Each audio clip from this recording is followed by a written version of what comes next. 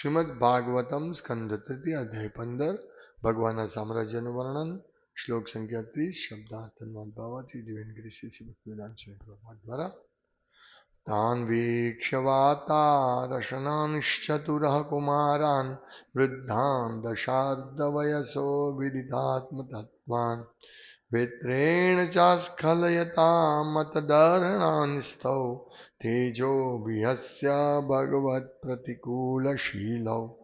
શબ્દાર્થ તાન તેમને, વીક્ષ્ય જોઈને, વાતરશનાન નગ્ન, ચતુરઃ ચાર, કુમારાન કુમારોને, વૃદ્ધાન ઉંમરના, દશ અર્ધ 5 વર્ષની, વયસઃ વયવાળા દેખાતા, વિદિત જાણનારા, આત્મતત્વાન આત્મતત્વને, વેત્રેણ તેમની લાકડીઓ વડે, ચ પણ, અસ્ખલયતામ મનાઈ કરી, અતત અર્હણન તેમની પાસેથી આ માટે યોગ્ય ન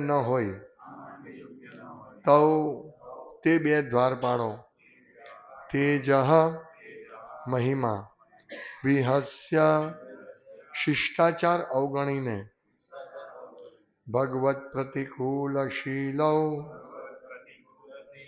ભગવાનને પ્રતિકૂળ સ્વભાવવાળા. અનુવાદ: જેમના દેહ પર વાતાવરણ સિવાય બીજું કોઈ આવરણ ન હતું એવા તે 4 કુમાર ઋષિજનો સર્વ જીવાત્માઓથી વયોવૃદ્ધ અને આત્મતત્વને જાણનારા હોવા છતાં માત્ર 5 વર્ષની વયના દેખાતા હતા.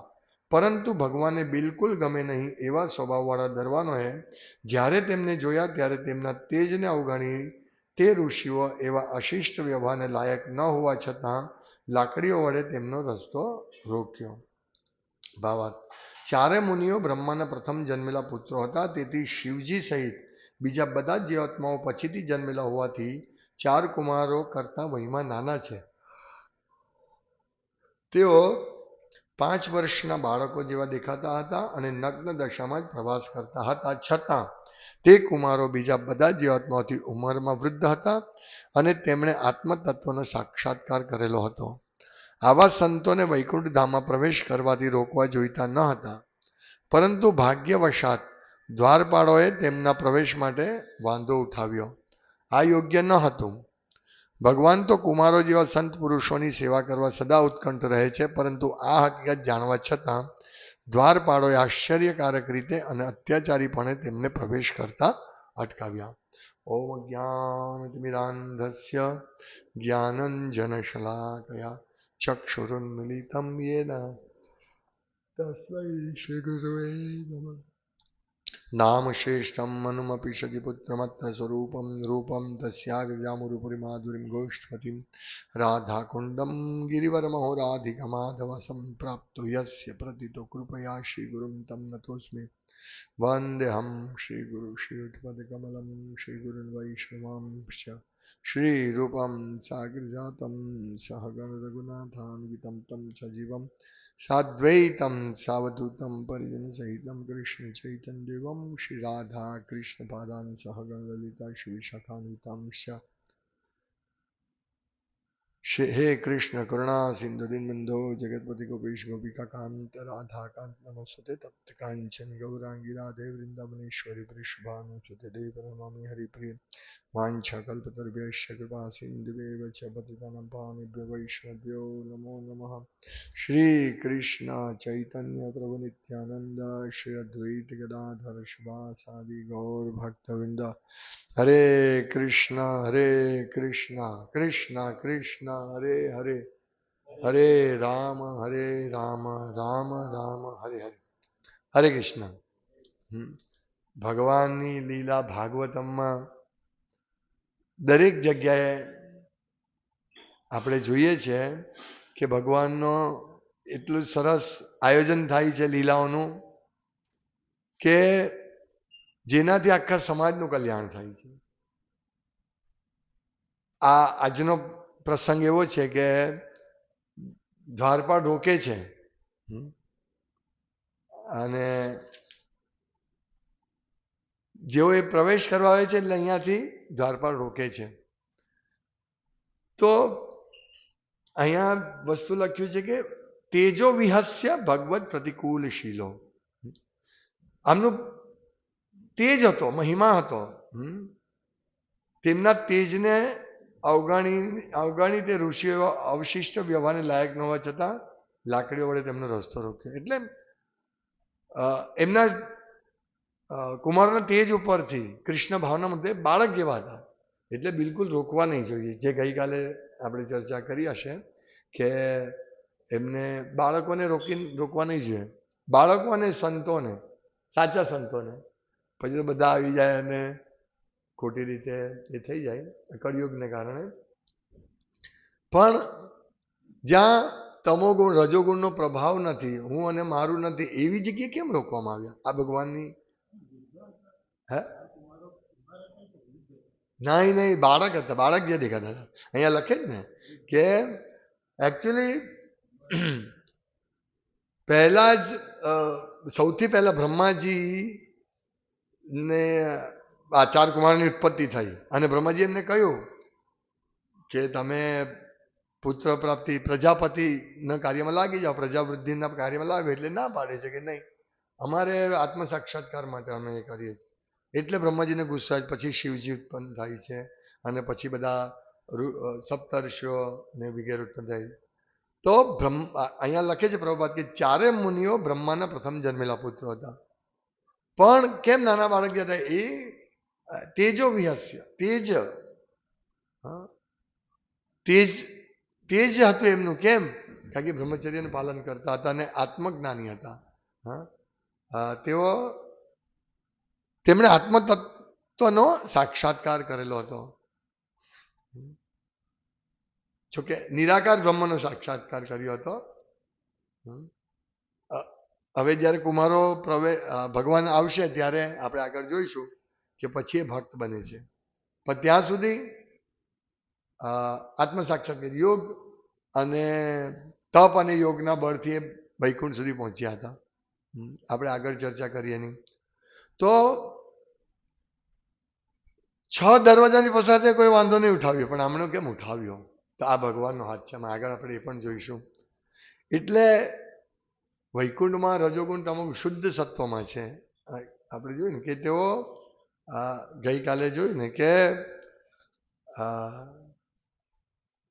આગળ આપણે જોયું કે વૈકુંઠવાસીઓ આસમાની દેવાળા નારાયણ જેવા 4 હાથવાળા હોય છે.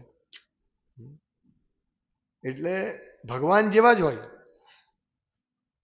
તો એમની ચેતના પણ ભગવાન જેવી હોય વૈકુંઠમાં. એવું નથી વૈકુંઠમાં આ તારું નથી, આ મારું છે, એવી ભાવના કોઈની નથી હોતી. તો કેમ રોકવામાં આવી? એક બહુ મોટો પ્રશ્ન છે, જે આગળ જવાબ મળશે આપણને. પણ આપણે આમાંથી શું શીખવાનું? બહુ વિચારવાનું છે. કયા ભક્તની ચેતના, એની કોન્શિયસનેસ શું છે? જેમ કે આપણે જોઈએ જળ ભરત અને રાજા રહુગણનું ઉદાહરણ. એની પાસે પાલખી ઉઠાવી હતી જળ ભરત પાસે, અને વાંકો ચૂકો ચાલતા હતા કારણ કે નીચે જીવજંતુની હત્યા નહીં થાય એટલે સાવચેતીથી પગલાં માંડીને કરતા હતા. પછી જ્યારે ઉપદેશ આપે છે ત્યારે રાજા રહુગણને થાય છે કે આ શું છે?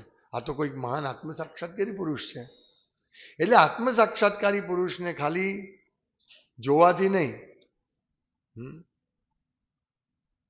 જોવાથી તો કદાચ આપણે ભરમાઈ જઈએ, પણ એની વાણીથી ખાસ આપણે જાણવું છે કે આ આત્મ સાક્ષાત્કારી છે કે નહીં. એની વાણીથી ખબર પડે કે બોલે એટલે ખબર પડી જાય. મૂર્ખ બોલે એટલે ખબર પડે કે મૂર્ખ છે. જ્યાં સુધી મૂર્ખ બોલતો નથી ત્યાં સુધી વિદ્વાન લાગે. એટલે મૂર્ખ બોલે એટલે ખબર પડે. પણ અહીંયા આ બધી વસ્તુનું કેમ ડિસ્ક્રિમિનેશન કરવું પડે છે કે આ આવો છે, આવો છે?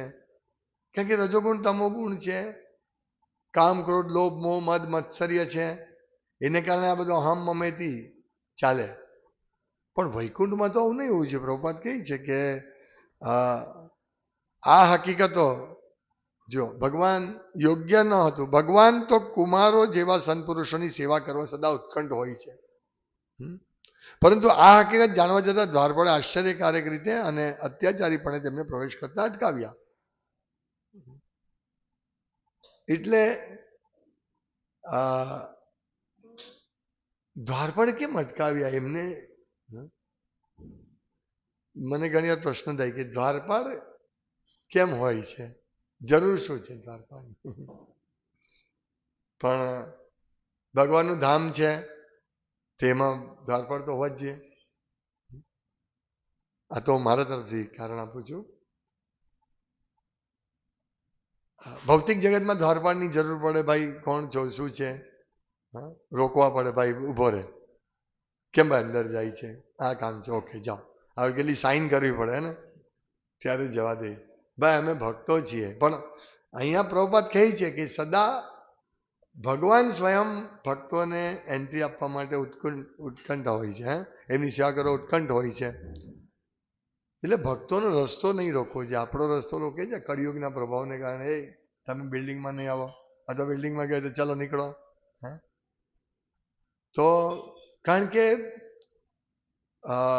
કૃષ્ણ ભાવનામૃતનો અભાવ, સંસ્કૃતિનો અભાવ, જાણતા નથી લોકો, મોરાલિટીનો અભાવ, બધું જ મંદ સુમંદ મતીઓ, મંદ ભાગ્ય ઉપદ્રિતા. કળિયુગમાં એક તો જન્મ, તો ભગવાનથી દૂર થઈ ગયા અને આત્મ સાક્ષાત્કારના બદલે આત્મેન્દ્રિય તૃપ્તિ માટે ગયા આપણે. આત્મેન્દ્રિય તૃપ્તિ વાંછા. એને કારણે આખું આપણું માનસિક ચેતના બદલાઈ ગઈ છે આપણી બધાની. શું કરવું જોઈએ, શું નહીં કરવું જોઈએ ખબર જ નથી આપણને. કોની સાથે કેટલો સંગ કરવો જોઈએ, કેનાથી દૂર રહેવું જોઈએ, એ બધું ડિસ્ક્રિમિનેશન, ભેદભાવ આપણે ભૂલી ગયા છે. બસ અત્યારે ખાલી જેમ કળિયુગનું વર્ણન છે કે પૈસાવાળા વ્યક્તિને વિદ્વાન માનવામાં આવશે, સફળ માનવામાં આવશે પૈસાવાળા વ્યક્તિને. એટલે કોઈ લોકોમાં બુદ્ધિ નથી કે કોણ સાચો કોણ ખોટો. આજે તમે જો પેપરમાં ચર્ચા આવે તો શેની ચર્ચા આવે છે? મોટા માણસોની. આ યુદ્ધ અહીંયા ચાલે છે, ત્યાં ચાલે છે, આ માણસે કરોડો રૂપિયા, બિલ ગેટ્સની ચર્ચા, મુકેશ અંબાણીની ચર્ચા, આ બધી જ વાતો ચાલતી. પણ કોઈ સંત પુરુષની વાત આવે કે હા સંત પુરુષ આજે હેડિંગ આવે મોટું કે ગઈકાલે રામજી મંદિરમાં વૈકુંઠની વાતો ચાલતી હતી. એવું આવે? વૈકુંઠ નહીં આવે. ખરેખર આ વિષય હોવો જોઈએ, પેપરમાં આ જ વિષય હોવો જોઈએ કે રામજી મંદિરમાં વૈકુંઠના દર્શનનો સબ્જેક્ટ હતો. પછી એમાં લખે કે હવે બહુ જબરજસ્ત ઘટના બનવાની છે. ઓહ ચાલો કાલે તો આપણે પેપર વાંચીશું. લોકોને એમાં રસ નથી. લોકોને એ શુભ સમાચાર નહીં. એટલે મારા હિસાબે એક પેપર એવું છે કે જેમાં દર સોમવારે એક પણ અશુભ સમાચાર નહીં હોય, એ રીતનું કે અથવા એવું કંઈક હતું, અત્યારે છે કે નહીં ખબર નહીં. એટલે બધા શુભ સમાચાર જ આપવાના. એનો મતલબ એમ છે કે પેપરમાં અશુભ સમાચાર જ આવે છે એટલે પેલા એ કહ્યું રોકવું પડે. શુભ શુભ શુભ. ભાગવતમમાં બધા શુભ સમાચાર આવે, પણ આ એક અશુભ સમાચાર લાગે છે. પણ આ શુભ સમાચારની પાછળ કે એક બહુ મોટો ઉદ્દેશ્ય છે, બહુ મોટો ઉદ્દેશ્ય. ભગવાન આ તકની રાહ જોતા હતા. એ આપણે આગળ ચર્ચા કરીશું. પણ આપણે કમ્પેર કરવાનું છે કે આપણે આ ભૌતિક જગતમાં છીએ તો આપણે શું, કોનો સંગ કરવો જોઈએ, કેવો શું છે શું નહીં. અસત્યેર સત્ય કરી માને નિતાય પદ પાસરિયા. નિતાય ચૈતન્ય મહાપ્રભુ, નિત્યાનંદ પ્રભુના આપણે ચરણ કમળ વિસરી ગયા છે, ભૂલી ગયા છે. એને કારણે આપણે અસત્યને સત્ય માનીએ ને સત્યને અસત્ય માનીએ. આ આપણી સમસ્યા છે, બહુ મોટી સમસ્યા છે. પણ એની આપણો પ્રયાસ હંમેશા એ જ હોવો જોઈએ કે આપણે આ રીતે